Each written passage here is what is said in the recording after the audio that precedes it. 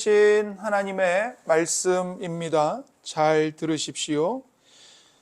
여호와께서 내 의를 따라 상 주시며 내 손의 깨끗함을 따라 내게 갚으셨으니 이는 내가 여호와의 도를 지키고 악하게 내 하나님을 떠나지 아니하였으며 그의 모든 규례가 내 앞에 있고 내게서 그의 율례를 버리지 아니하였음이로다. 또한 나는 그의 앞에 완전하여 나의 죄악에서 스스로 자신을 지켰나니 그러므로 여호와께서 내 의를 따라 갚으시되 그의 목전에서 내 손이 깨끗한 만큼 내게 갚으셨도다. 자비로운 자에게는 주의 자비로우심을 나타내시며 완전한 자에게는 주의 완전하심을 보이시며 깨끗한 자에게는 주의 깨끗하심을 보이시며 사악한 자에게는 주의 거스르심을 보이시리니 주께서 공고한 백성은 구원하시고 교만한 눈은 낮추시리이다. 주께서 나의 등불을 켜심이여 여호와 내 하나님이 내 흑암을 밝히시리이다. 내가 주를 의뢰하고 적군을 향해 달리며 내 하나님을 의지하고 담을 뛰어넘나이다. 하나님의 도는 완전하고 여호와의 말씀은 순수하니 그는 자기에게 피하는 모든 자의 방패시로다. 아멘. 이는 살아계신 하나님의 말씀입니다. 오늘도 우리에게 말씀하시는 하나님께 감사합니다. 우리가 지난 주일에 10절부터 9절부터 우리 19절까지 우리가 하나님의 말씀을 보았는데요. 19절에서 다윗은 하나님이 나를 기뻐하심으로 구원하셨다고 찬송합니다. 이제 이어지는 본문은 왜 하나님이 다윗을 기뻐하셔서 구원하셨는지를 설명합니다. 그것은 다윗이 원수들의 핍박에도 굴하지 않고 하나님의 말씀을 따라 의롭고 깨끗하게 살았기 때문입니다. 20절에서 24절까지는 다윗의 의로움의 특징이 무엇인지 말합니다. 다윗의 의로움의 첫 번째 특징은 어떤 상황에서도 하나님의 율법을 붙든 것입니다. 22절에 그의 모든 규례가 내 앞에 있고 내게서 그의 율례를 버리지 아니하였음이로다. 여기 규례와 율례는 모두 다 하나님의 말씀을 가리킵니다. 즉 다윗은 하나님의 모든 말씀을 내 앞에 두고 지켰으며 주님의 모든 말씀을 내가 버리지 아니하였다고 말합니다. 다윗의 의로움의 두 번째 특징은 하나님의 법을 지키며 죄악에서 자기를 지킨 것입니다. 21절과 23절입니다. 이는 내가 여호와의 도를 지키고 악하게 내 하나님을 떠나지 아니하였으며 또한 나는 그의 앞에 완전하여 나의 죄악에서 스스로 자신을 지켰나니. 여기 21절의 여호와의 도, 이것도 하나님의 말씀을 가리키는 말입니다. 즉 다윗은 하나님의 법을 지키면서 죄악에서부터 자기를 지켰습니다. 이것이 다윗의 의로움의 두 번째 특징입니다. 하나님은 이러한 다윗의 의로움에 대해서 보상하십니다. 그 보상은 다윗의 의와 깨끗함을 따라 갚으시는 것입니다. 20절과 24절에 여호와께서 내 의를 따라 상 주시며 내 손의 깨끗함을 따라 내게 갚으셨으니 그러므로 여호와께서 내 의를 따라 갚으시되 그의 목전에서 내 손이 깨끗한 만큼 내게 갚으셨도다. 20절과 24절은 이 처음과 끝을 감싸고 있는 말입니다. 그런데 20절과 24절이 처음과 끝에 같은 말을 두는 이 수미상관 구조로 되어 있습니다. 처음과 끝에 여호와께서 다윗의 의와 깨끗함을 따라 상 주시고 갚으셨다는 말을 하고 있죠. 이름으로써 다윗의 의로움을 강조하고 이에 대한 하나님의 보상을 부각시키고 있는 겁니다. 그런데 지금 다윗은 교만하게 자기를 자랑하고 있는 것이 아닙니다. 오직 하나님의 신실하심을 찬송하고 있는 것입니다. 그는 사울과 모든 원수들의 손에서 구원받은 것이 여호와 하나님께서 온 세상을 의로 통치하신 결과라는 것을 고백하고 있습니다. 시편 18편 20절부터 24절은 표면적으로 보면 다윗이 자기 의로움을 자랑하는 것처럼 보여요. 그러나 그 본질은 자기 자랑이 아니라, 자기 의를 주장하는 게 아니라 하나님께서 온 세상을 공의로 다스리신다. 그렇기 때문에 그분의 의로운 통치가 내 삶에서 실제로 증명되었다. 이것을 고백하고 있는 겁니다. 즉, 의로우신 하나님의 통치에 대한 신앙을 고백하고 있는 거예요. 하나님은 사울과 모든 원수들의 불의한 공격으로 다윗이 얼마나 고통을 겪으며 억울한 고난을 당했는지를 다 알고 계셨습니다. 어쩔 때는 하나님이 다윗을 마치 버려두신 것처럼 느껴졌어요. 그러나 하나님은 단 한순간도 다윗에게서 눈을 떼신 적이 없습니다. 다윗이 사울에게 핍박받으면서도 그가 하나님의 말씀에 순종하여 스스로 사울에게 복수하거나 왕위를 찬탈하려고 하지 않은 것을 하나님이 다 아십니다. 그리고 적합한 때에 다윗을 건져 주셨고 하나님의 의로운 방법으로 다윗을 이스라엘의 왕 위에 앉히신 겁니다. 하나님과 이스라엘을 향한 다윗의 헌신과 신실함을 보시고 그를 왕으로 세우시고 이스라엘을 대적들의 손에서 건져 주셨습니다. 이것은 의로운 재판관이신 하나님이 다윗을 구원하심으로써 그의 의로움을 인정해 주신 겁니다. 따라서 20절과 24절에서 상 주시고 갚으셨다는 표현이 반복되는데 그 이유는 온 세상을 공의로 다스리시는 하나님의 의로운 통치를 강조하기 위함입니다.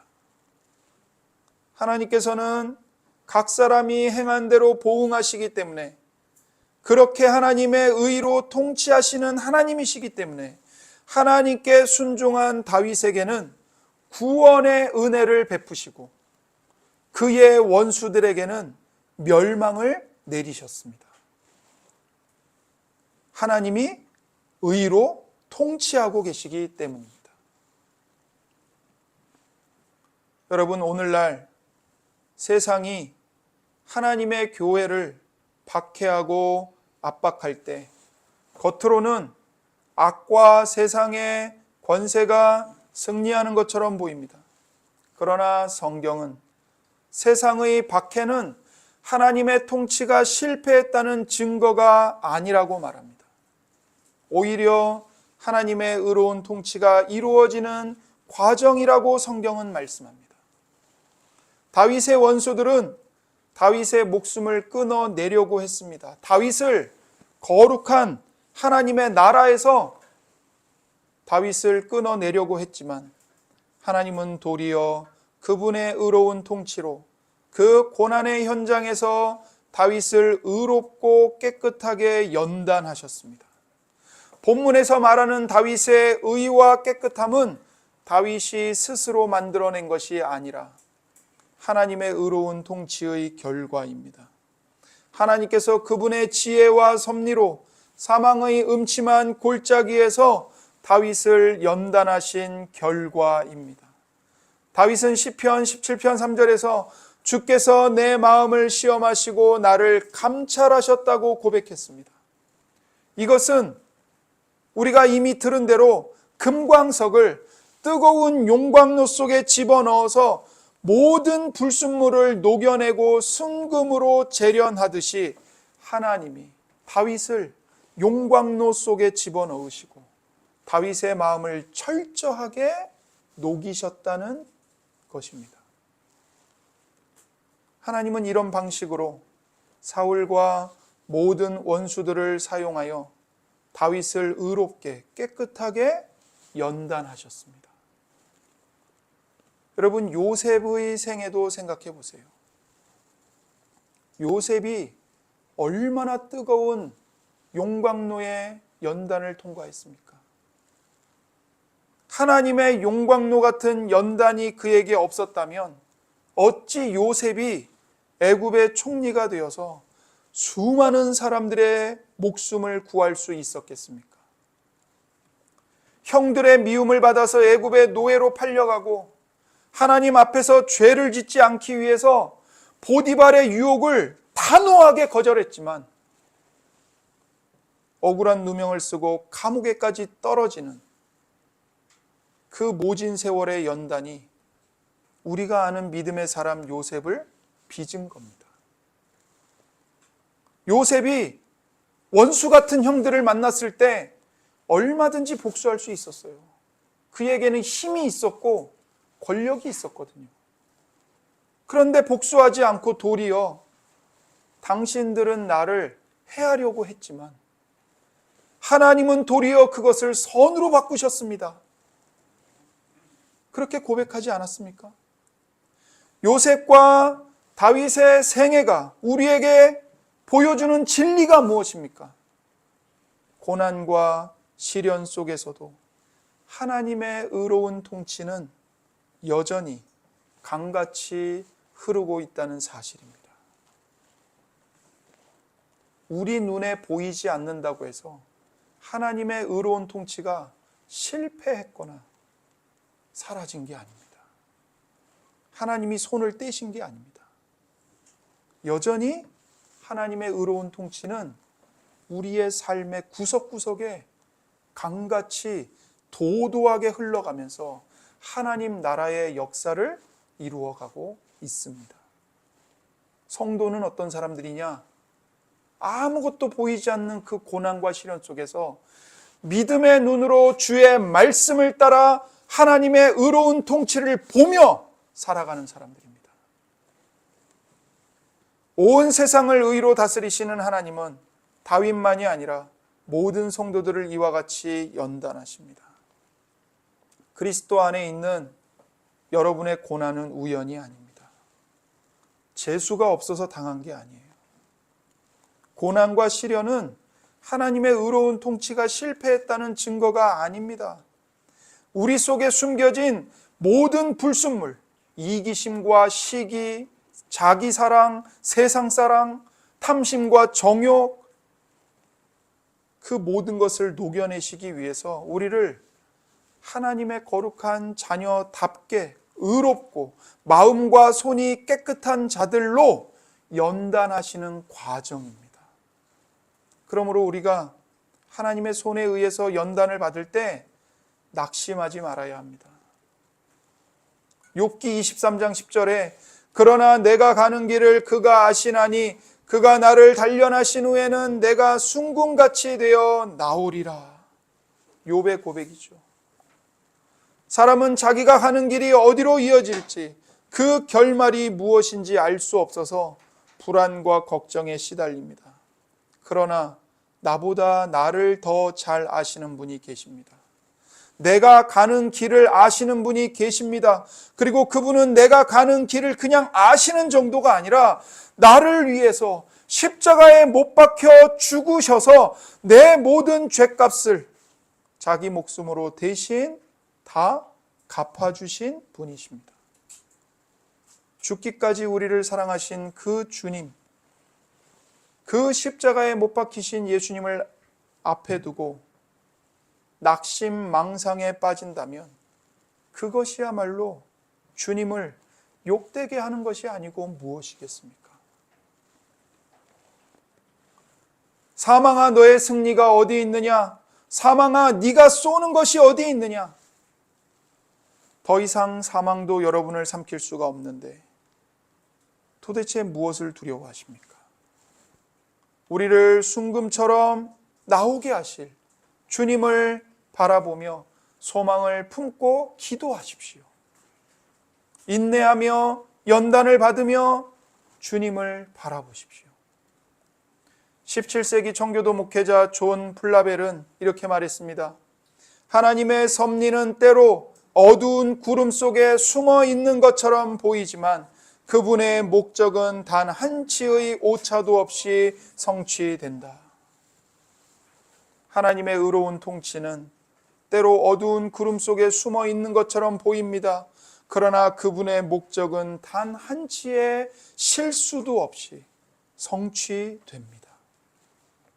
세상의 박해와 고난과 시련은 교회를 파괴하는 것이 아니라 교회의 불순물과 세속성을 제거하는 연단입니다. 살아계신 하나님께서 역사의 주관자로서 공의로 통치하시기 때문에 세상의 악인들조차도 본인들도 모르는 사이에 하나님의 거룩한 뜻을 이루는 도구로 쓰임받습니다. 예수님의 십자가가 그걸 대표적으로 보여주죠. 모든 이방인들, 모든 유대인들 합심해서 거룩한 종 메시아 예수를 십자가에 못 박아 죽였어요. 그들은 자기들이 성공했다고 생각했어요. 그러나 크신 하나님의 섭리 속에서 도리어 하나님은 그들의 사악한 행위를 통하여 모든 죄인들의 구속을 이루신 겁니다. 악인들이 자기들도 모르는 사이에 하나님께 쓰임받는다고 해서 그들의 악행이 면제되는 것이 아닙니다. 반드시 그들의 악행에 대한 심판을 받습니다. 왜 그렇죠?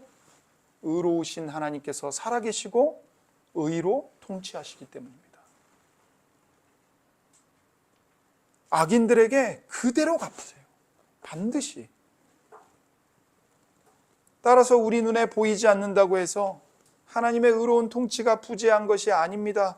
여전히 역사 속에서 교회와 성도를 위해서 이루어지고 완성되어 가고 있습니다. 그러므로 우리는 하나님의 의로운 통치를 믿는 성도답게 살아야 합니다. 세상과 똑같이 사람들에게 성질을 부리거나 나를 건들면 가만 안 둬 이런 식으로 앙심을 품어서는 안 됩니다. 십자가를 지신 예수님을 본받아 겸손과 온유와 인내로 우리가 만나는 모든 사람들에게 선을 행해야 합니다. 의로 통치하시는 하나님은 각 사람이 행한 대로 갚아주십니다. 25절부터 27절입니다. 자비로운 자에게는 주의 자비로우심을 나타내시며 완전한 자에게는 주의 완전하심을 보이시며 깨끗한 자에게는 주의 깨끗하심을 보이시며 사악한 자에게는 주의 거스르심을 보이시리니 주께서 곤고한 백성은 구원하시고 교만한 눈은 낮추시리이다. 여러분, 이것이 하나님께서 각 사람을 대하시는 기본적인 원리이고 하나님의 공의입니다. 하나님은 모든 사람에게 똑같이 나타나시는 것이 아니라 각 사람의 마음과 성품에 합당하게 당신을 나타내십니다. 자비로운 자에게는 주의 자비로우심을 나타내시고 완전한 자에게는 주의 완전하심을 보이시고 깨끗한 자에게는 주의 깨끗하심을 보이십니다. 여기 자비로운 자는 히브리어로 하시드입니다. 하시드. 그런데 주의 자비로우심은 헤세드예요. 헤세드. 그러니까 하시드에게 헤세드를 나타내시는 겁니다.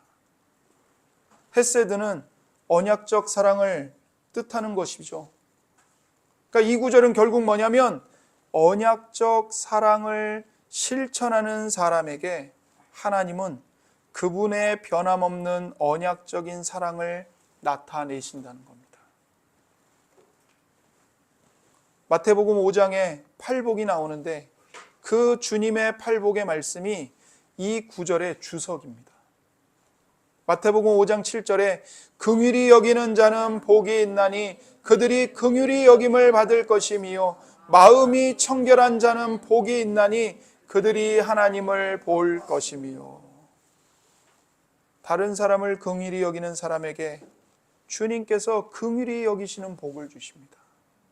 마음이 깨끗한 사람에게 하나님을 보는 복을 주시는 겁니다. 그러나 사악한 자에게는 뭘 보이십니까? 주의 거스르심을 보이십니다.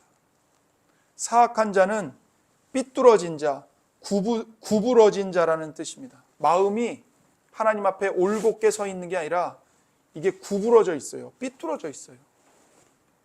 올곧은 하나님의 말씀에서 벗어나서 그릇되게 구부러진 자를 가리키는 거예요. 그래서 사악한 자에게 주의 거스르심을 보이신다는 것은 무슨 말이냐면 구부러진 자에게 하나님이 똑같이 구부러진 것으로 응답하셔서 그들의 악한 꾀를 구부러뜨리고 뒤틀어 버리신다는 겁니다. 따라서 하나님의 바른 말씀에서 벗어나 구부러진 길을 가는 자는 그 악을 이루지 못합니다. 이게 이사야 66장에도 똑같이 나와요. 이사야 66장 3절입니다. 소를 잡아 드리는 것은 살인함과 다름이 없이 하고 어린 양으로 제사 드리는 것은 개의 목을 꺾음과 다름이 없이 하며 드리는 예물은 돼지의 피와 다름이 없이 하고 분향하는 것은 우상을 찬송함과 다름이 없이 행하는 그들은 자기의 길을 택하며 그들의 마음은 가증한 것을 기뻐한즉 나 또한 유혹을 그들에게 택하여 주며 그들이 무서워하는 것을 그들에게 임하게 하리니 이는 내가 불러도 대답하는 자가 없으며 내가 말하여도 그들이 듣지 않고 오직 나의 목전에서 악을 행하며 내가 기뻐하지 아니하는 것을 택하였음이라 하시니라. 여기 보면 그들의 마음은 가증한 것을 기뻐한즉 나 또한 유혹을 그들에게 택하여 주며 그들이 무서워하는 것을 그들에게 임하게 하시겠다고 말씀합니다. 이들이 예배는 열심히 드렸어요. 그런데 그들의 마음은 하나님을 경외하는 게 아니라 자기 탐욕을 경외했습니다. 그래서 제사를 드리는 게 살인과 다를 바 없었고요. 어린 양의 피를 드리는 게 개의 목을 꺾어 죽이는 것과 다를 바가 없다고 탄식을 하시는 거예요. 하나님이 아무리 불러도 대답하는 사람이 없어요. 듣지를 않아요. 예배당에 나와 있는데 하나님의 말씀을 듣지 않아요.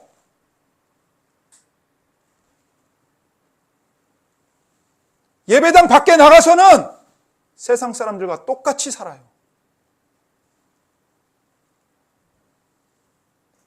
그들은 오히려 가증한 우상 숭배를 즐기고 가증한 우상들을 진정으로 좋아했습니다. 그러므로 하나님도 그들에게 재앙과 무서운 것을 닥치게 하시겠다는 겁니다.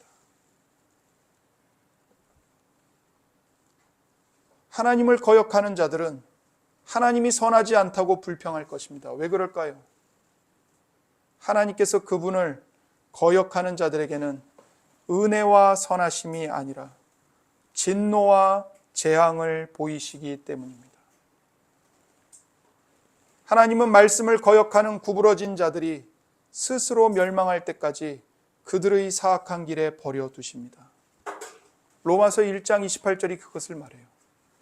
또한 그들이 마음에 하나님 두기를 싫어하며 하나님께서 그들을 그 상실한 마음대로 내버려 두사 합당하지 못한 일을 하게 하셨으니.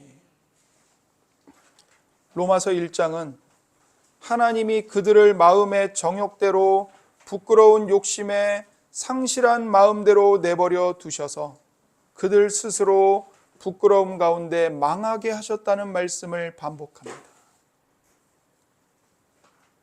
아담과 하와가 하나님을 거부하고 사탄의 말에 순종하여 타락한 이후에 모든 사람은 하나님이 만드신 진리와 질서를 있는 그대로 받아들이지 않고 항상 자기 욕망을 따라 모든 것을 왜곡했습니다. 구부러뜨렸습니다. 우리가 인류의 역사를 볼 때 사람이 포기하지 않는 헛된 희망이 무엇입니까? 하나님 없이 내가 내 삶의 주인이 되면 절대적인 자유와 행복을 누릴 것이다. 이게 역사 속에서 모든 사람들이 포기하지 않는 헛된 희망입니다. 사람은 항상 하나님의 진리를 거짓으로 바꾸고 창조주 대신에 피조물을 섬김으로써 자신이 신의 자리에 앉으려고 합니다. 여러분의 자녀를 보십시오.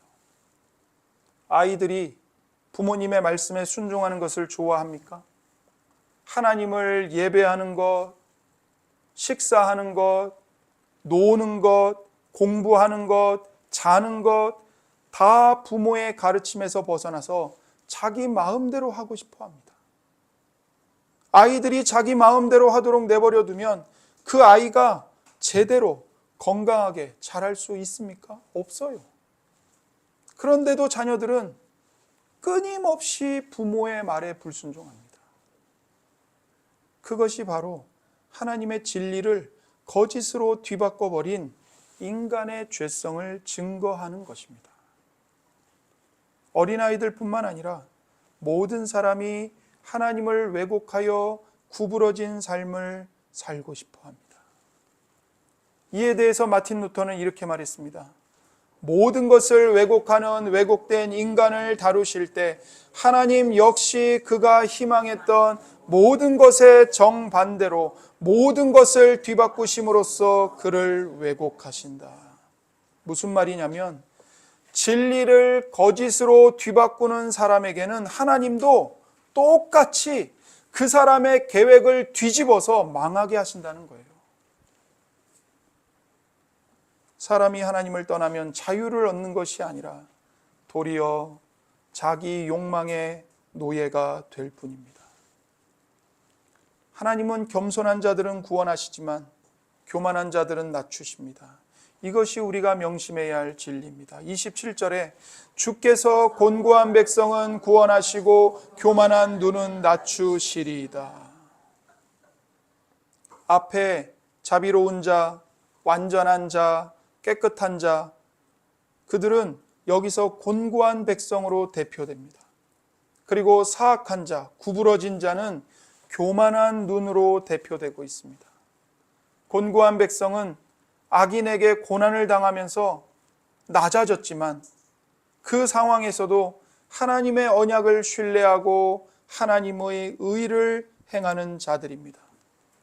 하나님은 그분만 바라보면서 그분의 의를 행하는 이 겸손한 자들, 곤고한 백성들을 구원하십니다. 그러나 교만한 자들은 자신들에게 하나님이 필요 없다고 생각합니다. 그 결과로 그들은 다른 사람들의 가치나 필요를 무시합니다.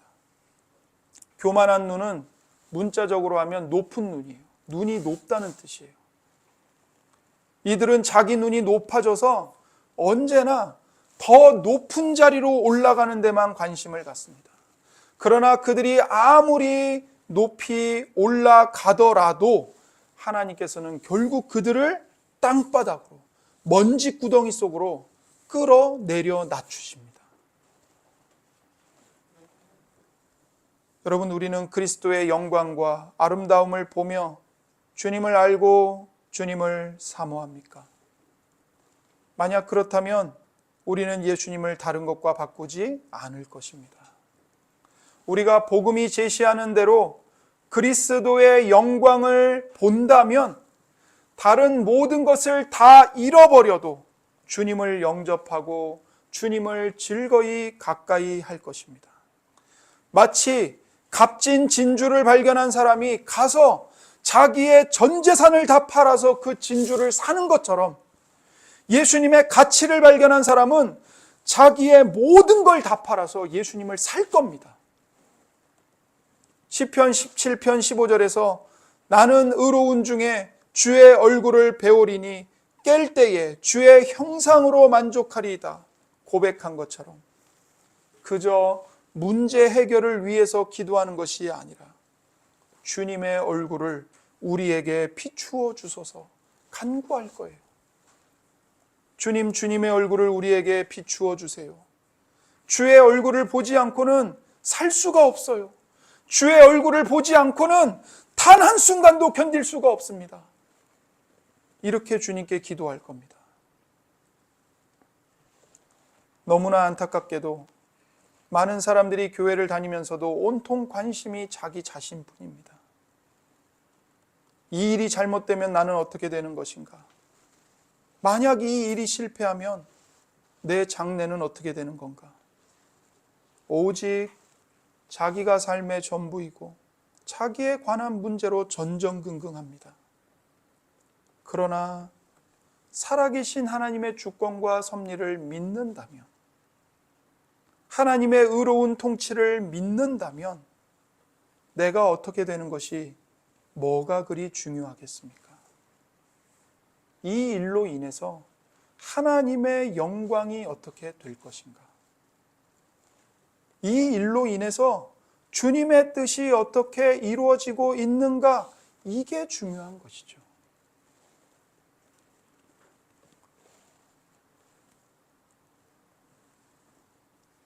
오직 그리스도 안에 있는 신자는 그리스도의 영광을 보기 때문에 자기가 중요한 것이 아니라 그리스도가 중요할 뿐입니다. 그리스도가 모든 일의 기준이요 중심이요 목적입니다. 그래서 그리스도 안에 있는 신자는 모든 것을 그리스도와 복음과 성경 말씀에 비추어 생각합니다. 모든 어려운 일을 하나님의 말씀에 입각해서 보는 겁니다. 이것이 그리스도인의 삶의 원칙입니다. 그리스도인은 하나님의 말씀을 지키는 사람입니다. 그리고 이 모든 일의 목적은 오직 하나님의 영광을 드높이기 위함입니다.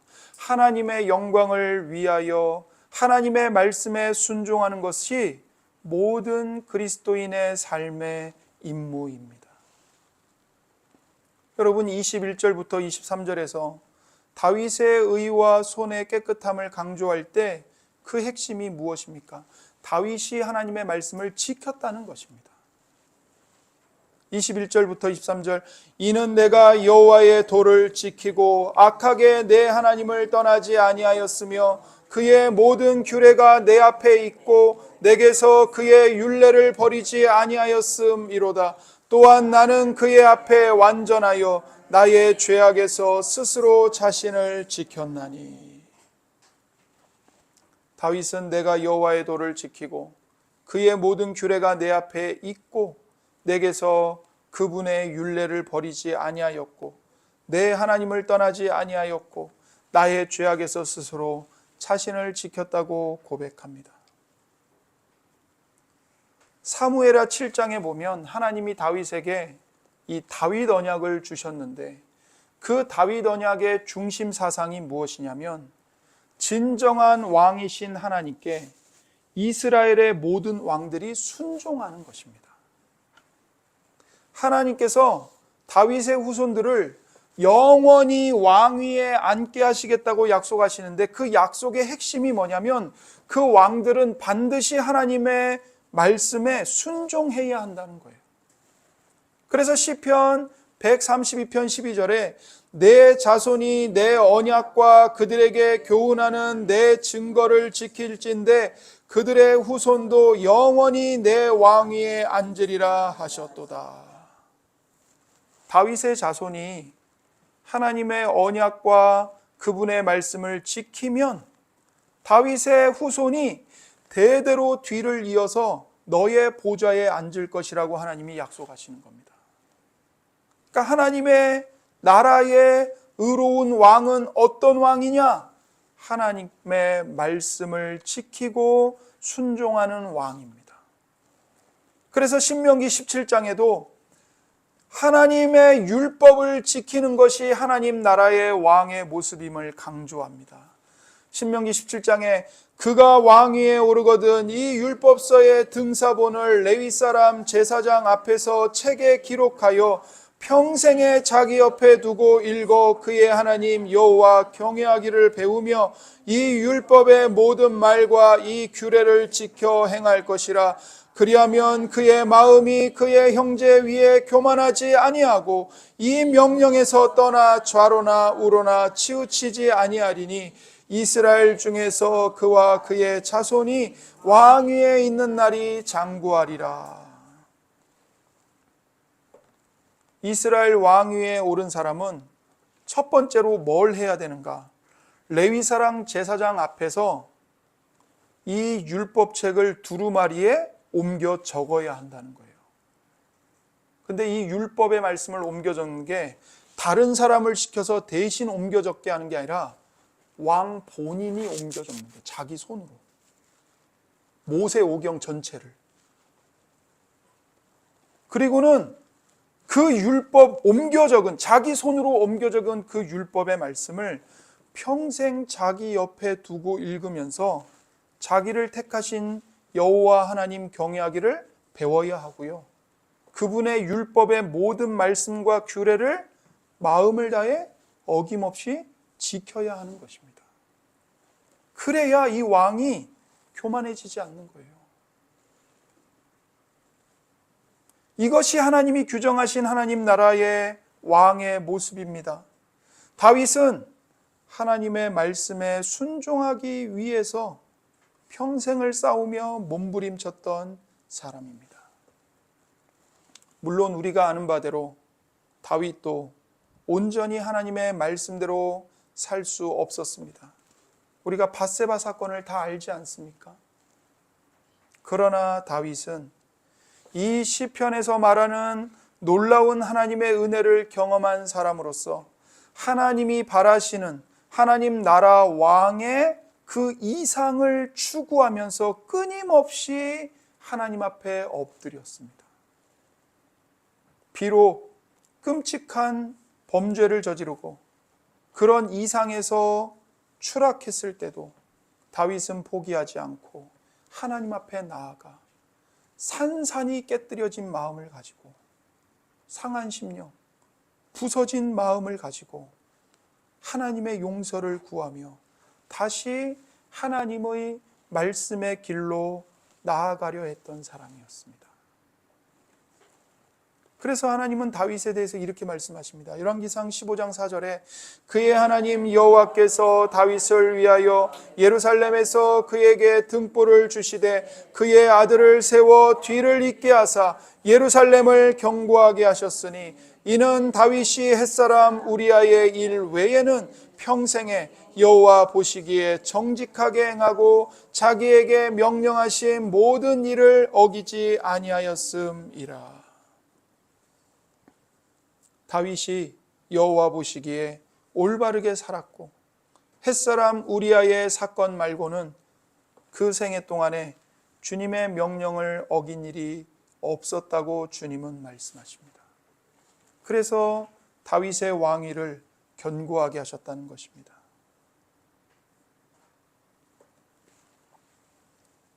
그런 관점에서 다윗은 후대 이스라엘 사람들에게 이상적인 왕이고 의로운 왕이었습니다. 그러니까 다윗은 밧세바 사건을 저질렀지만 그는 평생 자기 마음을 하나님 앞에서 깨뜨리면서 회개했던 사람이에요. 이례적인 회개로 끝난 게 아니고요. 그 밧세바 사건 때문에 평생을 하나님께 그 징계를 받는데 평생 하나님 앞에 자기 죄를 자복하고 회개하면서 평생을 하나님의 말씀을 따라 살아가기를 힘썼던 사람인 겁니다. 성경이 말하는 성도의 흠이 없음은 단 한 번도 죄를 짓지 않은 도덕적 완벽주의를 의미하지 않습니다. 여기 이 본문에 완전함, 다른 말로 하면 흠없음이 나오는데 이 흠없음이란 예수 그리스도의 죄를 대속하시는 죽음을 통해서 예수님을 믿고 참되게 회개하여 용서받아 회복된 깨끗한 양심을 의미합니다. 그러니까 죄를 단 한 번도 지은 적이 없다, 그런 완벽주의가 아니라 자신의 죄를 날마다 하나님 앞에 가지고 가는 거예요. 진실하게 회개하고 예수 그리스도의 보혈로 그 양심을 깨끗하게 씻는 거예요. 그게 완전함, 흠없음을 뜻하는 거예요. 그러므로 본문에서 강조되는 것은 다윗의 의 그 자체가 아니라 그런 왕을 만들어 가신 하나님의 은혜롭고 의로운 통치에 대한 찬양과 감사입니다. 다윗이 스스로 잘했다는 게 아니라 하나님이 그 끔찍한 범죄 가운데조차 하나님은 다윗을 만들어 가셨다는 거예요. 여러분, 사탄이 여러분의 과거의 죄를 가지고 정죄할 때가 많죠. 내 양심이 밤마다 나를 찌릅니다. 네가 그렇게 살고도, 네가 그때 그런 짓을 해놓고도 네가 성도야? 네가 하나님의 자녀야? 네가 구원받았다고? 다윗도 밧세바 사건이 평생을 쫓아다니면서 다윗을 괴롭혔을 거예요. 그럴 때 우리는 정죄감과 낙심에 빠집니다. 하지만 우리가 십자가의 보혈의 공로를 의지하여 진실하게 하나님 앞에 우리 죄를 자복하고 깨뜨려진 심령을 토설할 때, 회개할 때 그리스도의 피는 우리 양심을 깨끗하게 씻어냅니다. 따라서 우리는 과거의 죄에도 불구하고 그리스도의 피로 우리 양심이 씻음을 받았기 때문에 그 깨끗한 양심을 가지고 하나님 앞에 나아가서 나는 흠이 없다, 나는 그리스도의 보혈 때문에 완전하다라고 고백할 수 있는 거예요. 성도는 그리스도의 의를 전가받아서 예수 그리스도의 의를 우리에게 옷 입혀주셨잖아요. 그러니 하나님 앞에서 완전히 흠없는 의로운 자로 간주가 되는 겁니다. 그러니까 하나님이 그리스도 안에 있는 여러분들을 보실 때 너는 죄인이야가 아니라 너는 이제 의인이야, 너는 그리스도와 똑같은 완전한 자야, 그렇게 인정해 주시고 받아주신다고요.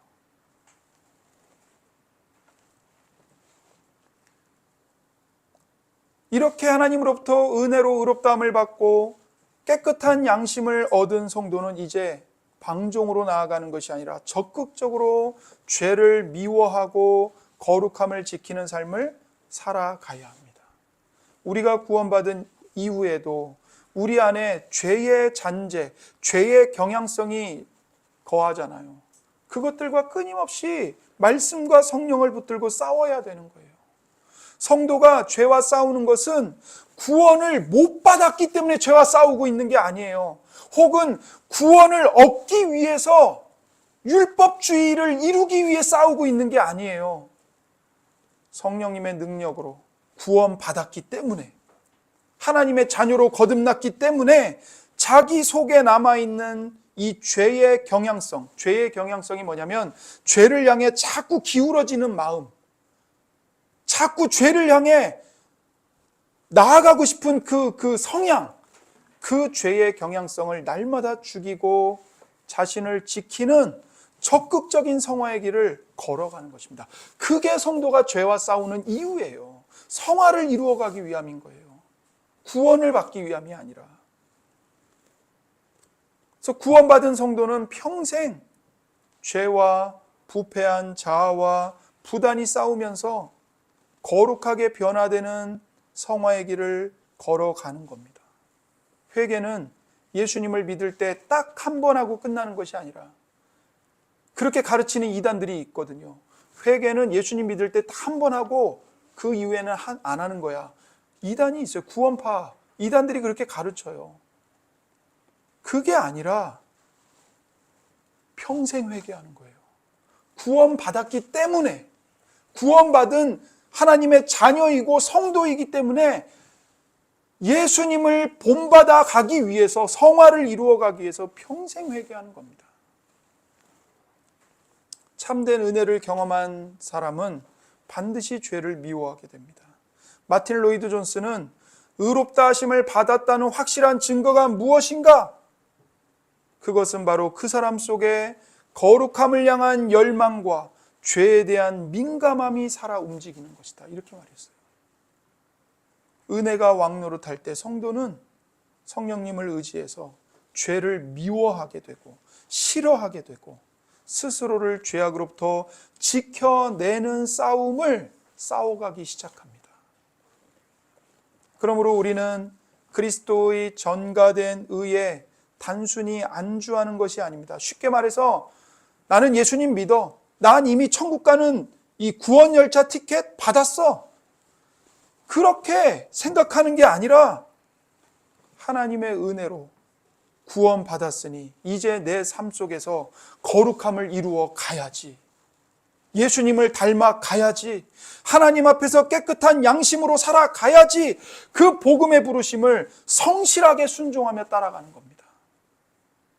자기 손에 쥐어진 천국 가는 구원 열차 티켓만 흔들면서 자기 마음대로 살아가는 사람이 아닌 거예요.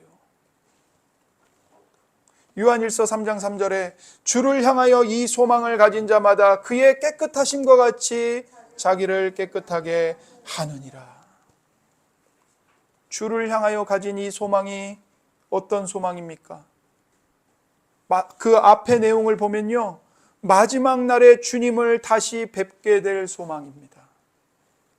이 소망을 가진 자마다 주께서 깨끗하신 것 같이 자기를 깨끗하게 합니다.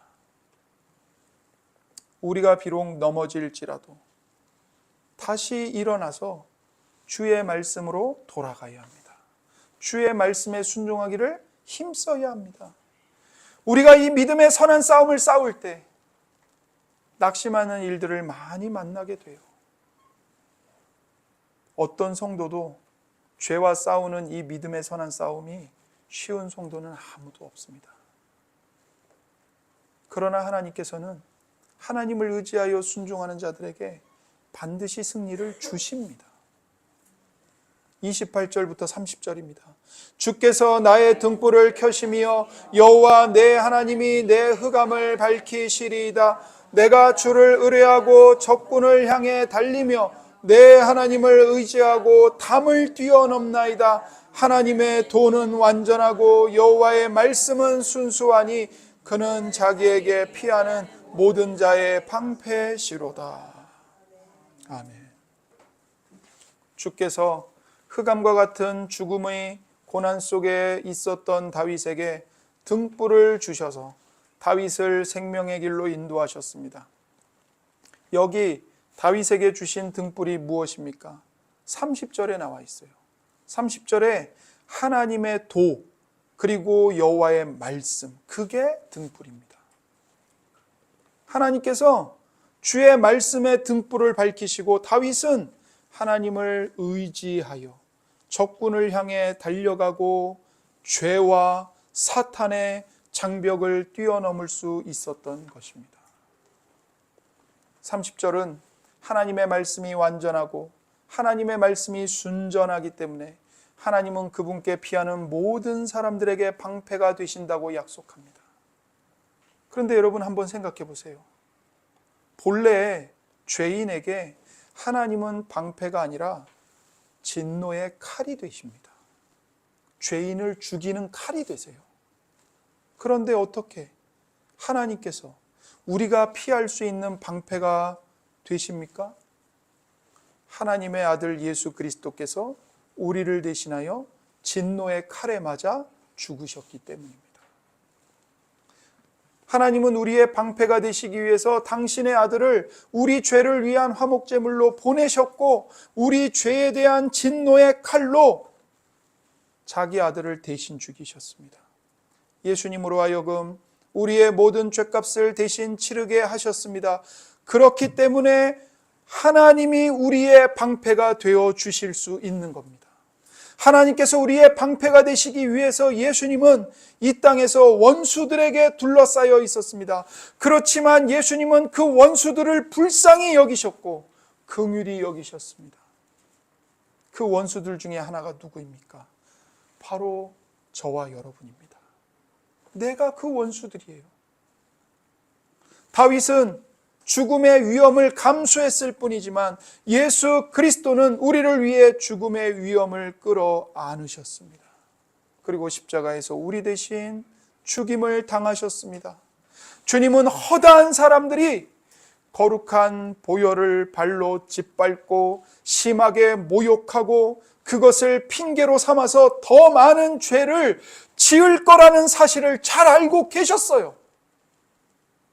여러분, 솔직히 말해서 우리가 그러지 않습니까?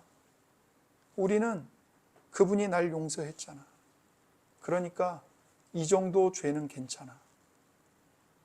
우리가 그렇게 생각하면서 그분의 피를 모욕할 때가 많지 않습니까? 그러나 그렇다고 해서 주님이 우리에게 당신의 사랑을 주지 않으셨습니까? 그럼에도 불구하고 자기 몸을 내어주어서 우리의 방패가 되셔서 내가 맞아야 할 진노의 칼과 채찍을 예수님이 자기 몸으로 다 맞아주시지 않았습니까? 그렇게 우리를 방패가 되어 보호하시고 구원하시지 않았습니까? 이토록 좋으신 하나님의 사랑 안에서 하나님의 말씀을 지키며 하나님의 영광을 위해 사는 것이 우리의 최고의 즐거움이요 행복입니다. 하나님을 사랑하고 하나님의 말씀에 순종하는 것을 내 공로가 아니라 내 기쁨으로 여기기를 원하십니까? 우리를 위해 진노의 칼을 맞으시고 원수들의 창에 찔리신 그리스도께로 나아오십시오. 그리스도 앞에 나아가 기도하겠습니다.